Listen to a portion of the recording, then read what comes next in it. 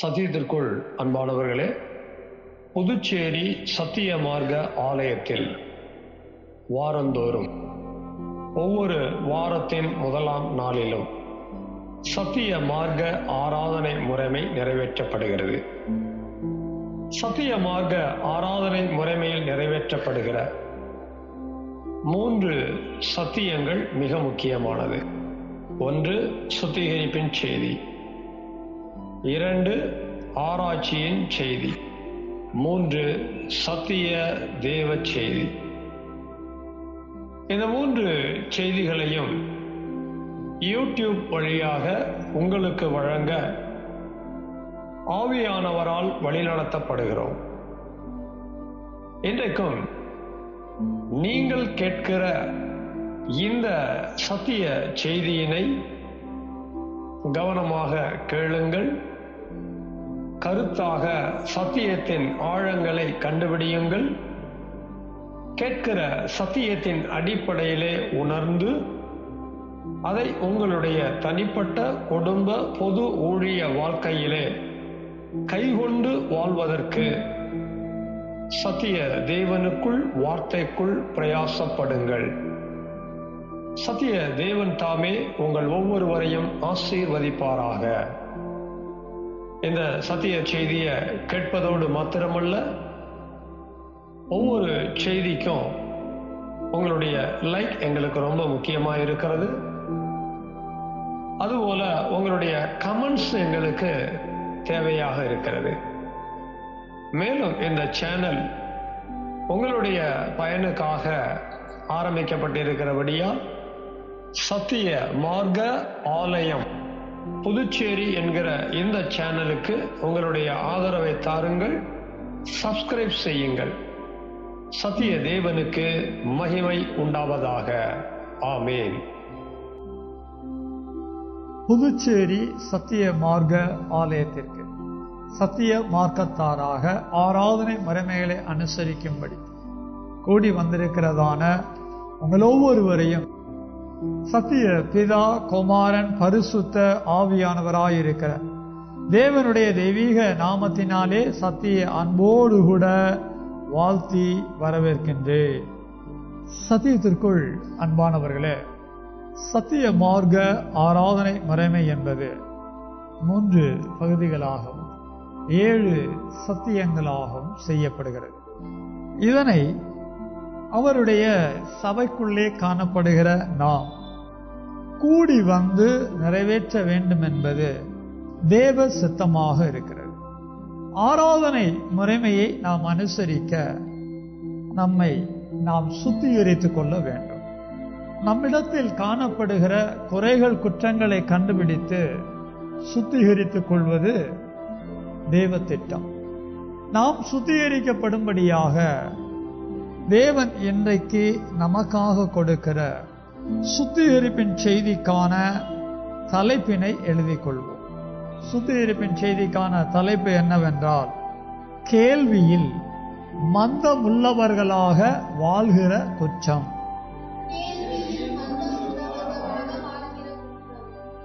தலைப்பினை நாம் எழுதியிருப்போம் என்றால் அதற்கான ஆதார மற்றும் ஒத்து வசனங்களையும் எழுதிக் கொள்வோம். முதல் வசனம் எபிரேயர் 5:11. இரண்டாம் வசனம் ஏசாயா 6:10. மூன்றாம் வசனம் மத்தேயு 13:15. நான்காம் வசனம் லூக்கா 24:25. கடைசியாக நாம் எப்போதும் எழுதிக் கொள்ளக்கூடிய சங்கீதம் 73:13. சத்தியத்திற்குள் அன்பானவர்களே, சுத்திகரிப்பு செய்தியினுடைய தலைப்பு கேள்வியில் மந்தமுள்ளவர்களாக வாழ்கிற குற்றம். 2 விதமான வார்த்தைகள். 1 கேள்வி, 2 மந்தம். மனிதர்கள் தங்களுடைய வாயை உபயோகப்படுத்தி மற்றவர்களிடத்திலே கேள்வியை எழுப்புவார்கள். ஆனால் நாம் எழுதியிருக்கிற சுத்திகரிப்பின் செய்தியினுடைய வார்த்தைகள் வாயினாலே ஒருவர் மற்றவரிடம் எழுப்புகிற கேள்வி அல்ல. தேவன் நமக்கு, அதாவது மனிதர்களுக்கு செவிகளை, காதுகளை வைத்திருக்கிறார். காதுகள் என்று சொல்லப்படுகிற செவிகளிலே கேட்கும் திறன் இருக்கிறது. செவிகளை குறித்துதான், காதுகளை குறித்துதான் கேள்வியில் மந்தம் என்று எழுதியிருக்கிறது. காதுகள் வழியாக கேட்பதை கேள்வி என்றும் சொல்லலாம். சில நேரங்களில் இப்படி நம்ம சொல்லுவோம், ஒருத்தரை சந்திக்கும் போது நான் இப்படி ஒரு காரியத்தை கேள்விப்பட்டேன், உண்மையா அப்படின்னு சொல்லுவாங்க. என்ன கேள்விப்பட்டீங்க? இல்லை, உங்களை பற்றி இப்படி ஒரு காரியம் இருக்கு அப்படின்னு சொல்லி நம்ம பொதுவாக பேசுவோம். கேள்வி என்பது செவியோடு காதுகளோடு தொடர்புடைய காரியம். அது என்னங்க? மந்தம். மந்தம் என்ற வார்த்தையையும் பல நேரங்களில் நம்முடைய வாழ்க்கையில பேச உபயோகப்படுத்த பார்த்துருக்கோம். சாப்பிட வாங்கலேன் அப்படிம்பாங்க, இல்லை கொஞ்ச நேரம் ஆகட்டும் அப்படிம்பாங்க. கொஞ்ச நேரம் கழிச்சு மறுபடியும் கூப்பிடுவாங்க, இல்லை இப்போ வேண்டாம் பார்த்துக்கலாம் அப்படிம்பாங்க. சரின்னு சொல்லிட்டு ஒரு அரை மணி நேரம் கழிச்சோ 1 மணி நேரம் கழிச்சோ மறுபடியும் சாப்பிட கூப்பிடுவாங்க. இல்லை எனக்கு என்னமோ மந்தமா இருக்கு, சாப்பிடணுன்னே தோணலை அப்படின்னு சொல்லுவாங்க. வயிறு மந்தமா இருக்கிறத நம்ம பார்த்துருக்கிறோம். வயிறு மந்தம் ஏற்பட்ட சூழ்நிலைகளும் நம்ம வாழ்க்கையில வந்திருக்கலாம். ஆனால் கேள்வியிலே மந்தம், செவிகளிலே மந்தம். எப்படி வயிறு மந்தமா இருந்தா சாப்பிட தோணாதோ, அந்த மாதிரி செவி மந்தமா இருந்தா கேட்க தோணாது. பொதுவா மந்தம் என்ற வார்த்தைய உலக மக்கள் என்ன சொல்லுவாங்க அப்படின்னா அசதின்னு சொல்லுவாங்க, ஆர்வம் இல்லாமன்னு சொல்லுவாங்க, அறகுறை அப்படின்னு சொல்லுவாங்க. யாராவது ஒண்ணு சொல்லும் போது ஒரு மாதிரி அசதியா கேட்பாங்க, இல்லை அப்படின்னா அறகுறையா கேட்பாங்க, இல்லை அப்படின்னா ஆர்வமே இல்லாம கேட்பாங்க. இதை பொதுவா மந்தம்னு சொல்லலாம். ஆனால் தேவனுடைய புத்தகத்திலே, தேவனுடைய வசனத்திலே கேள்வியிலே மந்தம் என்று என்ன எழுதி இருக்கிறது? இது என்ன விதமான பாதிப்பு? இது எப்படிப்பட்ட குறை?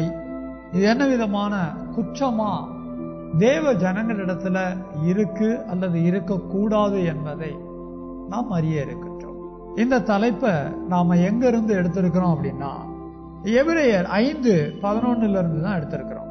இந்த வசனத்தை நான் வாசிக்கிறேன், கவனிங்க. வசனத்தை கேளுங்க, முடிஞ்ச அளவுக்கு கண்கள்லையும் பாருங்க. இந்த மெல்கிசேதேக்கை பற்றி நாம் விஸ்தாரமாய் பேசலாம். மெல்கிசேதேக் என்ற ஒரு குணபாத்திரத்தை குறித்து எபிரேய ஆக்கியோன் என்ன சொல்லி எழுதுகிறார் அப்படின்னா விஸ்தாரமா பேசலாம் அப்படின்னு சொல்றாரு.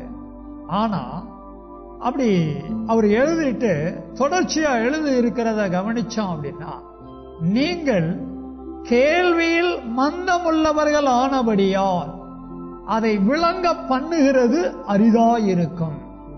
மெல்கிசேதேக்கை பற்றி என்னதான் விஸ்தாரமா உங்ககிட்ட நான் பேசினாலும் அதை கேட்கிறதுக்கு உங்க காதுகள் மந்தமா இருக்கிறதுனால உங்களுக்கு அதை நான் விளங்க பண்ண முடியாது. ஒன்ன விஸ்தாரமா அப்படின்னா ரொம்ப விரிவா பேசும்போது கண்டிப்பா அது விளங்கும். ஆனா என்னதான் நான் விரிவா உங்களுக்கு மெல்கிசேதேக்கை பற்றி பேசி விளங்க பண்ணணும்னு முயற்சி பண்ணாலும் உங்களால விளங்கிக் கொள்ளவே முடியாதுன்னு சொல்றார். கேள்வியில் மந்தம் இருந்தால் எந்த ஒரு குணபாத்திரத்தையோ எந்த ஒரு சத்தியத்தையோ விளங்கிக் கொள்ள முடியாது.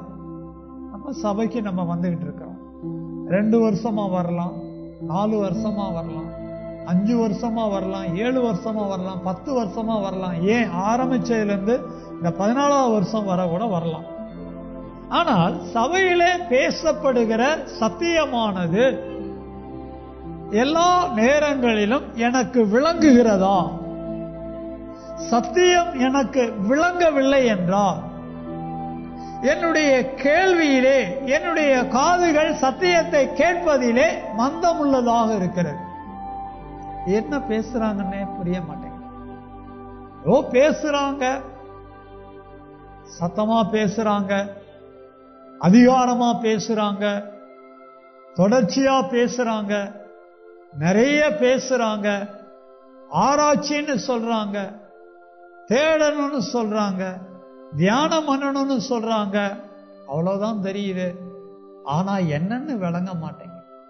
விளங்கிக் கொள்ளாத தன்மை நம்மிடத்தில் இருக்குமானால் நம்ம கேள்வி மந்தமா இருக்குன்னு அர்த்தம். எபிரேய சபை மக்களை அப்போஸ்தலனாகிய பவுல், நீங்க இந்த ஒரு காரியத்துல விளங்கிக் கொள்ள முடியாத அளவிற்கு கேள்வியிலே மந்தமுள்ளவர்களா இருக்கிறீங்கன்னு சொல்றார். அதான் எழுதி வச்சிருக்கிறார். இன்னும் வேதத்துல கேள்வியில் மந்தம் என்ற வார்த்தை எந்தெந்த காலகட்டத்தில் என்னென்ன அடிப்படையில தெய்வம் எழுதி வச்சிருக்கிறாருங்கிறதையும் நம்ம விளங்கிக் கொள்ளணும். ஏன் விளங்கிக் கொள்ளணும்? தொடர்ச்சியா சபைக்குள்ள தேவ ஜனமாக வாழ்கின்ற நம்ம கேள்வியிலே சத்தியத்தை கேட்பதிலே அதனை விளங்கிக் கொள்ளாதபடிக்கு மந்தம் உள்ளவர்களாக ஜீவிக்க கூடாது. மந்தம் வேண்டாங்கிற ஒரு முடிவுக்கு வரணும். என்னுடைய காதுகளிலே மந்தம் வேண்டாம் என்கிற ஒரு எண்ணம் உண்டாக வேண்டும். அந்த எண்ணத்துக்கு பதில் உண்டு. அந்த எண்ணம் இந்த குற்றத்திலிருந்து என்னை விடுபட செய்யும். தொடர்ந்து கேள்வியிலே மந்தம் உள்ளவர்களாக, செவியில் கேட்கும் திறனிலே மந்த தன்மை உள்ளவர்களாக நாம் வாழக்கூடாது. நமக்கு பிடிச்ச மாதிரி விஷயத்தை புரிஞ்ச மாதிரி நினைப்போம். ஆனால் நாமும் அறிய வேண்டிய, உணர வேண்டிய ஏராளமான ஆழமான பிராக்டிக்கல் ட்ரூத் இருக்கு. அதெல்லாம் கண்டுபிடிக்கத்தக்கதாக, அதெல்லாம் அறியத்தக்கதாக, அதெல்லாம் உணரத்தக்கதாக செவியில மந்தம் இல்லாம கேட்கிறோமா, அதை கண்டுபிடிக்கணும். அதுக்காக தான் இன்னைக்கு இந்த சத்தியத்தை, இந்த சுத்திகரிப்பின் செய்திய தேவன் நம்மோடு பரிசுத்த ஆவியானவர் மூலமா பேசிக்கொண்டு வருகிறார். இப்ப அடுத்த வசனத்தை நம்ம எடுக்கிறோம். அடுத்த வசனம் ஏசாயா 6:10. இந்த வசனத்தை நான் வாசிக்கிறேன். நீங்க எல்லாம் எடுத்தீங்க அப்படின்னா உங்க கண்கள் அதுல வைங்க. நான் வாசிக்கும் போது காதுகள் வழியாகவும் கவனிச்சு கேளுங்க. இந்த ஜனங்கள் தங்கள் கண்களினால் காணாமலும் தங்கள் காதுகளினால் கேளாமலும், காதுகள் வரும்போது கேளாமல் வருது பாருங்க, காதுகள் கேட்பதற்காக தேவன் வைத்திருக்கிறார். தங்கள் இருதயத்தினால் உணர்ந்து குணப்படாமலும் நான் அவர்களை ஆரோக்கியமாக்காமலும் இருக்க நீ அவர்கள் இருதயத்தை கொழுத்ததாக்கி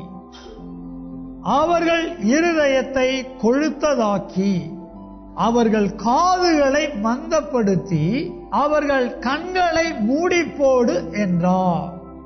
தெய்வம் என்ன சொல்றாரு அப்படின்னா, பழைய ஏற்பாட்டு காலகட்டத்தில் உசியா ராஜா மரணித்த வருஷத்துல ஏசாயா தீர்க்கதரிசி மூலமா தம்முடைய ஜனமாயிருந்த இஸ்ரவேலருக்கு இப்படி சொல்றார். இந்த வசனத்துல இஸ்ரவேலரை பற்றி பல ரகசியம் இருந்தாலும் இஸ்ரவேலருடைய காதுகள் பற்றிய மிக முக்கியமான ஒரு காரியத்தை தான் கவனிக்கிறோம். என்ன சொல்றாரு அப்படின்னா, அவர்கள் காதுகளை மந்தப்படுத்தி அப்படிங்கிறார். காதுகளை மந்தப்படுத்த சொல்லி தெய்வமே சொல்லிட்டார். யார் மூலமா? தம்முடைய ஊழியக்காரன் மூலமா. இந்த பகுதியை நீங்க வீடுகளுக்கு போய் படிச்சு பாருங்க. ஏன் சொன்னாருங்கிறது கவனிக்கப்பட வேண்டிய விஷயம். தேவ ஜனங்கள் அந்த காலகட்டங்கள்ல நல்ல விருந்துண்ணக்கூடியவங்களா இருந்திருக்கிறாங்க. பாட்டெல்லாம் பாடி சந்தோஷமா இருக்கிறவங்களா இருந்திருக்கிறாங்க. நல்ல விஷயம்தான். தேவ ஜனங்கள் சந்தோஷமா இருக்கிறதும் விருந்து புசிக்கிறதும் பாட்டு பாடுறது எல்லாம் நல்ல விஷயம்தான். ஆனால் இப்படிப்பட்ட காரியங்கள் அவர்களை என்ன செய்ய பண்ணிவிட்டது அப்படின்னா, கர்த்தரை அவர்கள் விலக்குகிறார்கள்.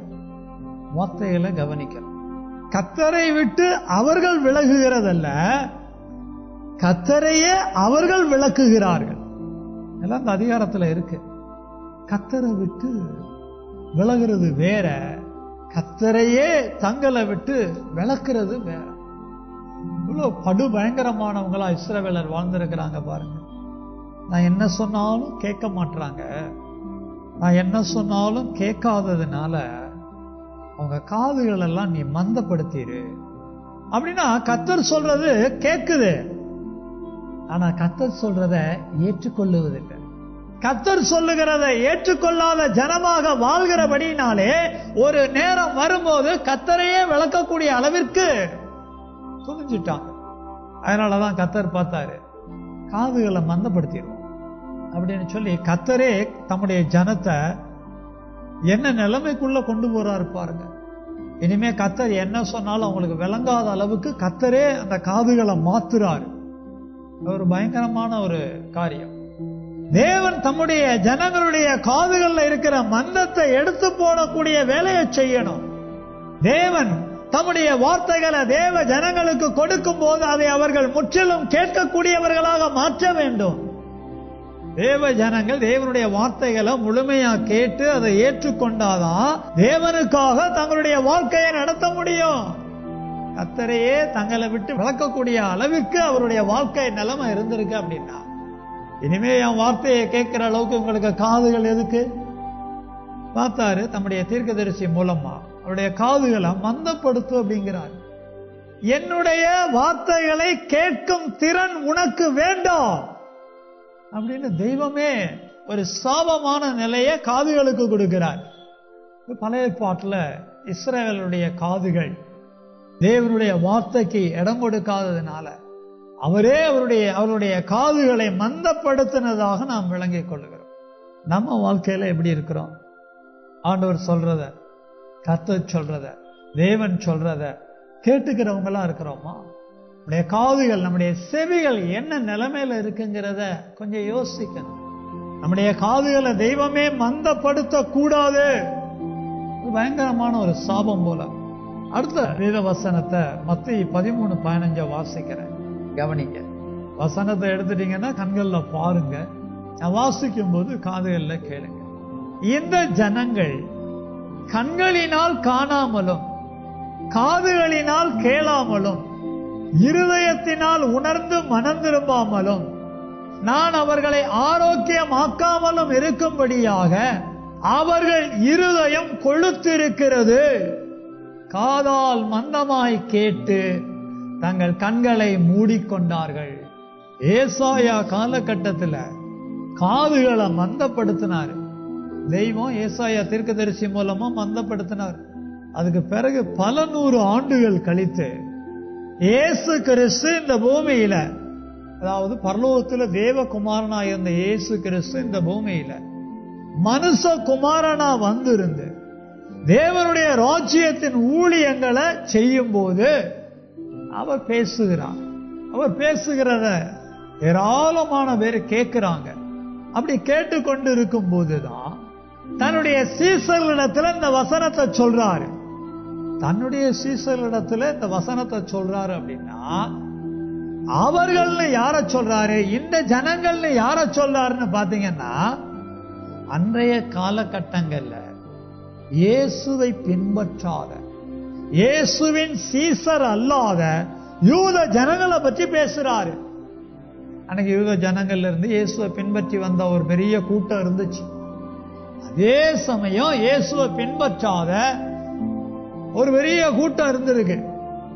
வேதவாரர் இருந்திருக்கிறாங்க, பரிசேயர் இருந்திருக்கிறாங்க, யூத ஜனங்க இருந்திருக்கிறாங்க. எத்தனையோ ஜனங்க இயேசுவை பின்பற்றல.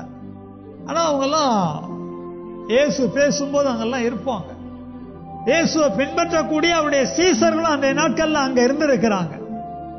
இயேசு பேசும்போது அதை கேட்கக்கூடிய அளவிற்கு இயேசுவின் சீசருடைய காது நல்லா இருந்திருக்கு, தெளிவா இருந்திருக்கு.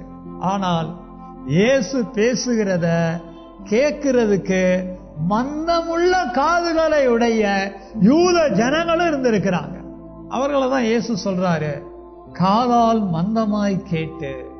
என்ன பின்பற்றாதவங்க இங்க இருக்கிறாங்க. அவங்கெல்லாம் நான் பேசுறத கேக்குறாங்க. எப்படி கேக்குறாங்கன்னா மந்தமா கேக்குறாங்கன்னு சொல்றாரு. மந்தமா கேக்குறாங்க அப்படின்னா நான் சொல்ற எதையுமே உணர்ந்து கொள்ள முடியாத அளவிற்கு இருக்கிறாங்கன்னு சொல்றாரு. நான் சொல்லக்கூடிய எதையுமே விளங்கிக் கொள்ள முடியாத அளவிற்கு இருக்கிறாங்கன்னு சொல்றாரு. நான் சொல்லக்கூடிய எதையுமே அறியக்கூடாதவர்களாக இருக்கிறதாக சொல்லுகிறார். 3 வார்த்தைகள். இயேசுவை பின்பற்றாதவர்களுக்கு இப்படிப்பட்ட நிலைமை இருக்கலாம். ஆனால் இயேசுவை பின்பற்றுகிறவர்கள் இயேசு சொல்லுகிற இயேசு சொன்ன வசனங்களை காதுகள்ல கேட்கும் பொழுது மந்தமா கேட்கிறவங்களா இருக்கக்கூடாது. அப்படின்னா விளங்கிக் கொள்ள முடியாதவர்களா இருக்கக்கூடாது, உணர்ந்து கொள்ள முடியாதவர்களா இருக்கக்கூடாது, அறியக்கூடாதவர்களா இருக்கக்கூடாது. நம்ம எப்படி இருக்கிறோம்? இயேசுவை பின்பற்றுகிறோம் அப்படின்னா, இயேசுவின் சீசர்களாக இருக்கிறோம் அப்படின்னா, இயேசு சொல்லக்கூடிய ஒவ்வொரு சத்தியத்தையும் வேதத்தில் எழுதி வச்சிருக்கிறார். இயேசு பேசின வசனங்கள் வேதத்தில் எழுதி வச்சிருக்கிறதில்ல. அதை நமக்கு எடுத்து சொல்லிக் கொடுக்கும் போது, அதை நமக்கு பிரசங்கம் பண்ணும் போது, அதை விளங்கிக் கொள்ள முடியாத அளவுக்கு இருக்கிறோமா? உணர்ந்து கொள்ள முடியாத அளவிற்கு இருக்கிறோமா? என்ன நிலைமையில இருக்கிறோம்? என் காது மந்தமா இருக்குதா? இவ்வளவு சத்தியம் கேட்கிறோம். இயேசு சொன்ன வசனங்களை எத்தனை முறை எடுத்து பரிசுத்த ஆவியானவர் நமக்கு பேசிக்கொண்டு வருகிறார். அதெல்லாம் கேட்டு உணராம இருக்கிறோம் அப்படின்னா நம்ம காது கேட்கறதெல்லாம் மந்தமா இருக்கு. அடுத்த வசனம் தான் சூப்பர் வசனம். இன்னும் தெளிவா நம்மளை விளங்க பண்ணக்கூடிய வேத வசனம். இயேசுவின் சீசனாக, இயேசுவின் சீசியாக, இயேசுவை பின்பற்றுகிறவர்களாக வாழ்கிறதிலே நீங்களும் நானும் எப்படி இருக்கிறோம்? அவர் சொல்லுகிற சத்தியத்தை கேட்பதற்கு நம்முடைய காதுகள் எப்படிப்பட்டதாக இருக்கிறது? அடிக்கடி பிரசங்கம் பண்ணும்போது சொல்லுவேன், இங்க கவனிங்க, சொல்றத கவனமா கேளுங்க. ஏன் அதெல்லாம் சொல்றோம்? நீங்க என்னமோ பண்ணுங்க, எப்படியோ உட்கார்ந்துருங்க, ஏதோ சர்ச்சுக்கு வந்தா போதும், காணிக்கைகளை போட்டா போதும் அப்படின்னு எங்களுக்குள்ள ஒரு சுய திருப்தியோட இல்லாம, இங்க கவனிங்க, இங்க பாருங்க, சொல்றத கேளுங்க, முழு கவனமா இருங்க, உங்க சிந்தையை சிதற விடாதீங்க, என்ன சொல்லப்படுகிறதுங்கிறத பகுத்து பிரித்து அறியத்தக்கதாக கேளுங்க அப்படின்னு ஏன் சொல்றோம்? உங்க காதுகள் மந்தமா இருக்கக்கூடாது. நாங்க என்ன சொல்ல வர்றோங்கிறது உங்களுக்கு விளங்கணும்.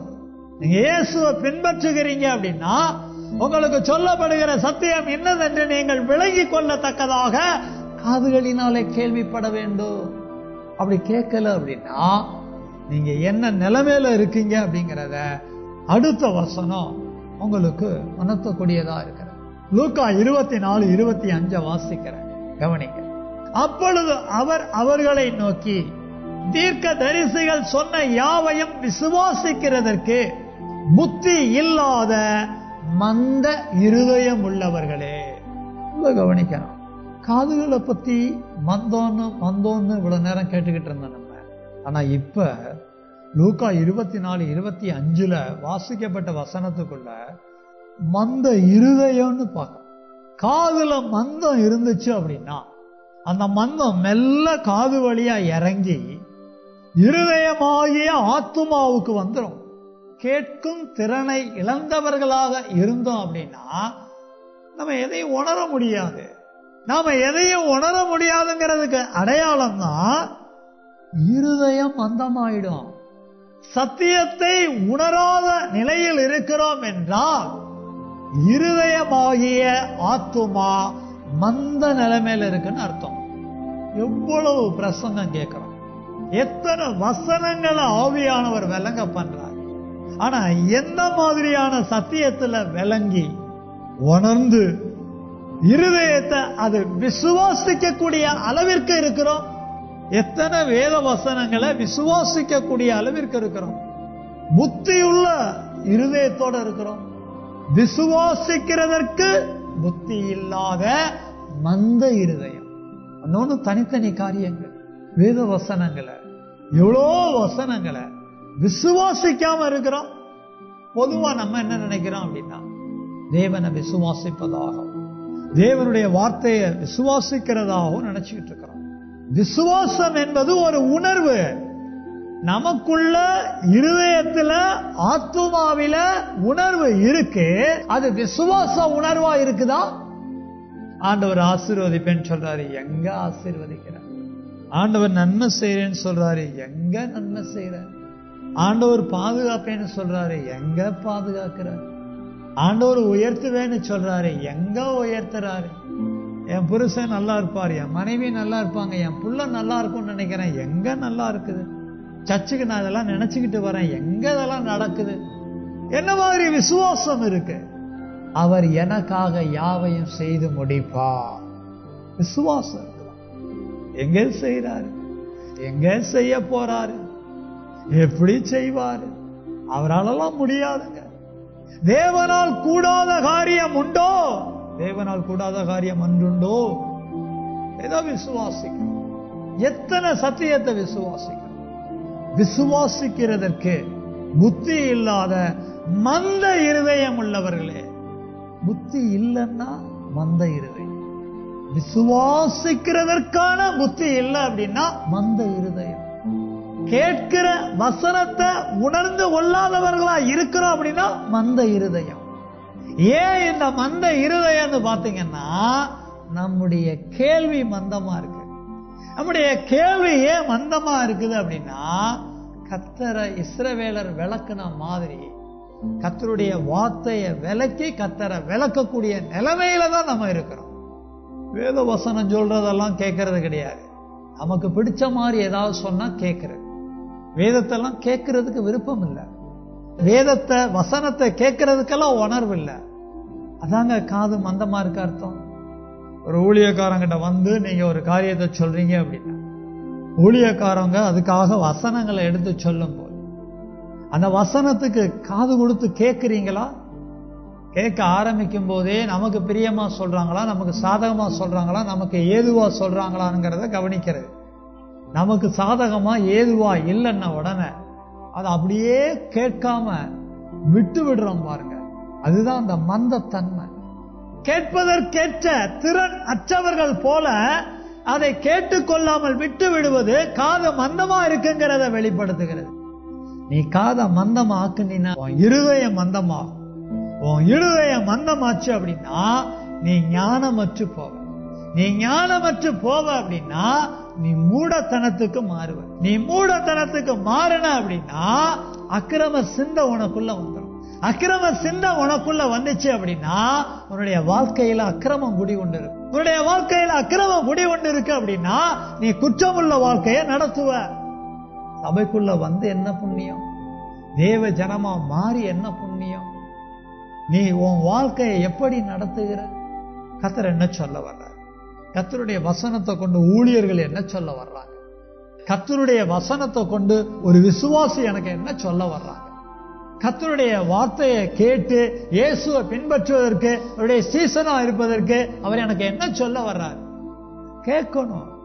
இன்னைக்கு 4 விசுவாசி சேர்ந்து ஒன்னா உட்காந்துட்டாங்கன்னா அடுத்தவங்களுக்கு நான் என்ன சொல்ல முடியுங்கிறதுலதான் முனைப்பு இருக்குதே ஒழிய, மற்றவர்கள் வசனத்தின் அடிப்படையிலே எனக்கு என்ன சொல்ல இருக்கிறாங்கன்னு சொல்லி கேட்பதற்கான திறன் இருக்கிற மாதிரி தெரியல. நான் அடுத்தவங்களுக்கு சொல்லணும், தேவைப்படும் போது சொல்லுங்க. ஆனால் நீங்கள் கேட்கும் நிலையிலே இருப்பீர்களானால் உங்களுக்கு ஒருவர் எடுத்து சொல்லுகிற சத்தியத்தை கேட்கும் திறனுக்கு இடம் கொடுங்க. மந்த நிலையை நீக்குங்க. கேட்கும் மனதை உடையவர்களாக, கேட்கும் செவியை உடையவர்களாக மனம் திரும்புங்க. ஊழியக்காரங்க வர்றாங்கன்னா, ஊழியக்காரங்க பேசுறாங்கன்னா, ஊழியக்காரங்க சொல்றாங்கன்னா அதை கேட்க மனசு மாறுங்க. எங்கேயாவது விசுவாச குடும்பங்களை சந்திக்க போகும்போது அங்க ஊழியக்காரங்களை பேச விடுறதே கிடையாது. இவங்களே எல்லாம் பேசி அவங்க என்ன சொல்ல வந்தாங்களோ அதை சொல்ல விடாம அப்படியே கடத்தி ஊழியக்காரங்கள போக வச்சாங்க. ஊழியர்களிடத்துல ஆலோசனை கேட்க வரோம். வந்து நம்ம கிட்ட இருக்கிறதெல்லாம் கொட்டுறோம். ஊழியக்காரங்க அதுக்கு ஒரு பதில் சொல்ல வருவாங்க. அதை கேட்கறது கிடையாது, கேட்டுக்கொள்வது கிடையாது. அதை சொல்றதுக்கு முன்னாடியே இது ஒண்ணு அது ஒண்ணுன்னு சொல்லி எதையோ சொல்லி அவங்க சொல்ல விடாம பண்ணிடுறது. அப்படியே சொன்னாலும் அதை கேட்டுக்கிறது கிடையாது. கேள்வியில வந்தோம், காது உள்ளேயே ஊழியக்காரன் சொல்றது போவாது. உங்க காதுகளுக்குள்ள ஊழியம் சொல்றது போகல அப்படின்னா உங்க காது மந்தமா இருக்கு. மந்தம் கொஞ்சம் கொஞ்சமா பெருகி உங்க காதே மூடிடும். சத்தியம் உள்ள போகாது. சத்தியம் உள்ள போலன்னா ஆத்துமா மந்தமாயிரும். ஆத்துமா மந்தமாயிடுச்சுன்னா ஆத்துமால புத்தி இல்லாம போயிடும். ஆத்துமால புத்தி இல்லாம போயிடுச்சுன்னா ஆத்துமா எதையும் விசுவாசிக்காது. என்ன நிலைமையில இருக்கிறோம்னு சொல்லி கண்டுபிடிக்கணும். சங்கீதக்காரன் சொல்றான் பாருங்க, நான் விருதாவாகவே என் இருதயத்தை சுத்தம் பண்ணி குற்றம் இல்லாமையிலே என் கைகளை கழுவினேன். அவன் காதுகள்ல இருந்த மந்தம் போகணும்னு சொல்லி, தன்னுடைய இருதயத்தில் இருந்த மந்தம் போகணும்னு சொல்லி வேத வசனங்கள் மூலமா உணர்ந்த அவன் தன்னுடைய அந்த மந்த நிலைமையை நீக்கிக்க குற்றம் இல்லாமையில தன்னை கழுவி கொண்டதா சொல்றான். நீங்களும் நானும் மந்தமான காதுகள், மந்தமான இருதயம், மந்தமான வாழ்க்கை இருக்குதான்னு சொல்லி கண்டுபிடிச்சு அந்த அக்கிரமமான காரியம் நம்மளை விட்டு நீங்க கல்வாரி வெண்கல தொட்டி அண்டையில சேர்ந்து கழுவப்பட நம்ம ஒப்பு கொடுக்கலாமா? எல்லாரும் எழுப்பி நிக்கணும். நாம கேட்ட சுத்திகரிப்பின் செய்தி ஒருவேளை என்னுடைய வாழ்க்கையில என்னிடத்துல இப்படிப்பட்ட குற்றமா இருக்குதாங்கிறத பரிசோதிக்கணும். எபிரேய புஸ்தகத்துல எபிரேய ஆசிரியன் எபிரேய சபை மக்களை, குறிப்பா தேவ ஜனங்களை, இஸ்ரவேல்ல பெரும்பாலும் ரட்சிக்கப்பட்ட தேவ ஜனங்களை நீங்க கேள்வியில மந்தமா இருக்கிறீங்கன்னு சொல்றார். என்னதான் விரிவா பேசினாலும் அதை உங்களால விளங்கி கொள்ள முடியாதுன்னு சொல்றார். நம்முடைய வாழ்க்கையிலேயும் பல நேரங்கள்ல பலவிதமான காரியங்களை உங்களுக்கு என்னதான் விளக்கி சொன்னாலும் விரிவா பேசினாலும் அதை விளங்கி கொள்ள முடியாத அளவிற்கு கேள்வியில மந்தமா இருக்கிறீங்களா? இல்ல உலக பிரகாரமான வாழ்க்கையை அனுபவிச்சு விருந்து சந்தோஷம் கொண்டாட்டம்னு சொல்லி கர்த்தரையும் கர்த்தருடைய சமூகத்தையும் விளக்கக்கூடிய அளவிற்கு என்னதான் அவருடைய வார்த்தையை சபையில சொன்னாலும் கேட்டுக்கொள்ளாத அளவிற்கு அவரே உங்கள் காதுகளை மந்தப்படுத்தக்கூடிய நிலைமைக்கு தள்ளப்பட்டிருக்கிறீங்களா? நீங்க இயேசுவை பின்பற்றக்கூடியவங்களா இருந்தீங்க அப்படின்னா உங்களுடைய காதுகள் இயேசுவின் வசனங்களை, இயேசுவின் வார்த்தைகளை கேட்பதற்கு ஆர்வமா இருக்கும், வாஞ்சையா இருக்கும், பிரியமா இருக்கும். ஏண்டா சபைக்கு வர்றோம், எவ்வளோ நேரம் பேசுறாங்க, எப்ப பேசி முடிப்பாங்க, எப்ப கிளம்பி போவோம்? ஏசாயா தீர்க்கதரிசி சொன்ன மாதிரி தான் உங்களுடைய என்னுடைய காதுகள் இருக்குதா? மந்தமா கேக்குதா? ஏதோ பேசுறாங்க, ஏதோ கத்துறாங்க, என்னமோ சொல்ல வர்றாங்க, என்னன்னு விளங்கல. விசுவாசிக்கிறதற்கு புத்தி இல்லாத மந்த இருதயம் உள்ளவர்களே, இயேசு சொல்றாரு என்ன மாதிரியான சத்தியம் எனக்கு சொல்லப்படுகிறதுன்னு சொல்லி. நான் இயேசுவை பின்பற்றி வாழ்வதற்கான சத்தியம் தான் எனக்கு சொல்லப்படுகிறது. நான் ஆவியானவரை பின்பற்றி வாழ்வதற்கான சத்தியம் தான் எனக்கு சொல்லப்படுகிறது. நான் பிதாவாகிய தேவனை பின்பற்றி வாழ்வதற்கான சத்தியம் தான் எனக்கு சொல்லப்படுகிறது. நான் பிசாச பின்பற்றி வாழக்கூடாது, நான் இயேசுவை பின்பற்றி வாழ வேண்டும். அதை விசுவாசிக்கிறதற்கு எனக்கு ஆத்துமான புத்தி இல்லாம என் ஆத்துமா மந்த நிலைமையில காணப்படுகிறதா? என உணர்த்தும் தெய்வமே, இயேசுவின் சீசன், இயேசுவின் சீசிங்கிற உணர்வு இல்லாம இருக்குதா? மந்த இருதயத்தோட இருக்கணும். கேட்கிற சத்தியத்தை அறியாம இருக்கிறோமா? மந்தமான நிலைமையில தான் இருக்கிறோம். கேட்கிற சத்தியம் எதுவுமே விளங்க மாட்டேங்குதா? மந்தமான நிலைமையில தான் இருக்கிறோம். மந்தமான காதுகள் வேண்டான்னு முடிவெடுக்கணும். மந்தமான காதுகள் தான் மந்தமான இருதயத்தை கொண்டு வருது. மந்தமான இருதயம் தான் மந்தமான வாழ்க்கையை கொண்டு வருது. தேவனுக்காக வாழணுங்கிற உணர்வு இல்லாம, அறிவு இல்லாம, புத்தி இல்லாம, தேவனுக்காக வாழணுங்கிற ஞானம் இல்லாத ஒரு நிலைக்கு நம்மளை கொண்டு போகுது. உலகத்துக்காக வாழணும்னு நினைக்கிறோமா?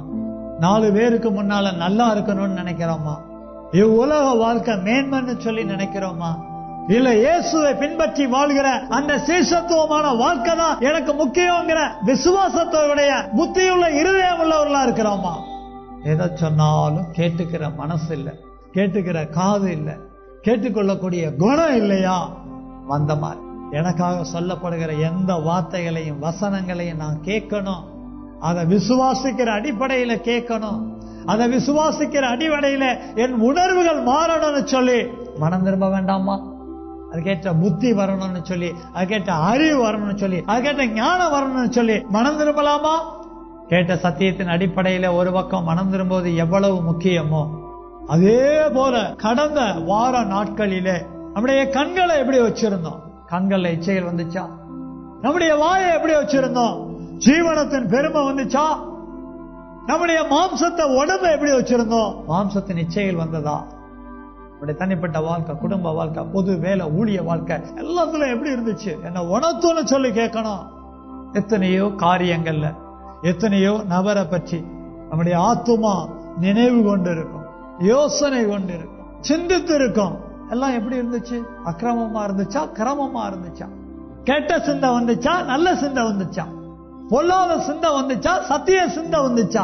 எப்படிப்பட்ட சிந்தை வந்துச்சு? கணவன், மனைவி, பிள்ளைகள், பெற்றோர், பொது இடங்கள்ல எத்தனையோ பேர்ட்ட பேசி இருக்கிறோம்.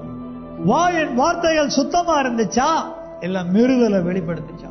என் மீறுதல்கள் எனக்கு உணர்த்தும் தெய்வம். எத்தனையோ பேர்ட்ட நடந்திருக்கிறோம். எப்படி நடந்திருக்கிறோம்? இந்த ஒரு வார காலம் என்னுடைய ஜீவியத்தை எப்படி நடத்தி இருக்கிறேன்? பாவ கிரியைகள் வந்திருக்குதா? குற்றமுள்ள நடத்தைகள் வெளிப்பட்டு இருக்குதா?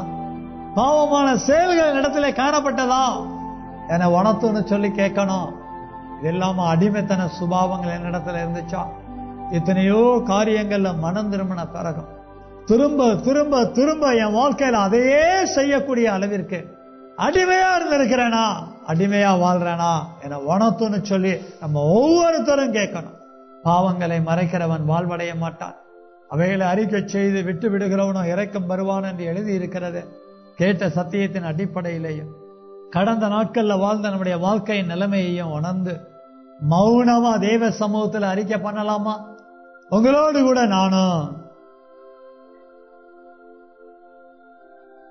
குற்றங்களை எல்லாம் உணர்ந்து அறிக்கை செய்து இனி காதால மந்தமா கேட்க மாட்டேன், இருதயத்துல விசுவாசிக்கிறதற்கு புத்தி இல்லாத மந்த இருதயத்தோடு வாழ மாட்டேன்னு சொல்லி அதை விட்டு விட்டு இயேசுவை பின்பற்றி வாழ நல்ல முடிவெடுத்தோம் அப்படின்னா நம்ம மனம் திரும்பின காரியங்கள்ல நம்முடைய ஆவி ஆத்மா சரீரம் அசுசி நீங்க சுத்தமாக்கப்பட கல்வாரி சிலுவையிலே கர்த்தராகிய இயேசு கிறிஸ்து நமக்காக கொடுத்த அந்த குற்றமற்ற மாசற்ற விலையேற பெற்ற ஜீவனால கழுவப்பட ஒப்பு கொடுக்கலாமா? ஒப்பு கொடுக்கிற ஒவ்வொருவருக்காகவும் அப்படின்னு செபிக்க இருக்கிறேன். சத்தியத்தோம் சத்திய குமாரன் இயேசுவின் நாமத்தில் சத்திய ஆவியானவரின் துணையோடு புத்திரிப்பின் செய்தியை கேட்டு மனம் திரும்பி கல்வாரி வெண்கல தொட்டி எண்ணெயிலே எங்களை கழுவி கொள்ளும்படியாக வந்திருக்கிறார். இயேசுவின் நாமத்தினால என்னை எங்களை மன்னியும். அவர் எங்களுக்காக கல்வாரி சிலுவையில கொடுத்த குற்றமற்ற மாசற்ற விலையேற பெற்ற ஜீவ ஆவி ரத்தம் ஜலத்தினால கழுவும். எபேசியர் 5:26, 1 கொரிந்தியர் 6:11, 1 1:7 உம்முடைய சத்திய வசனத்தினாலும் எங்களை சுத்திகரிக்கும்படி செபிக்கிறோம். நாங்கள் வேண்டிக் கொண்ட பிரகாரம் நீ செய்தீர் என்று விசுவாசிக்கிறோம். சத்தியேசுவின் நாமத்தில் சத்திய ஆவியின் துணையோடு செபிக்கிறோம்.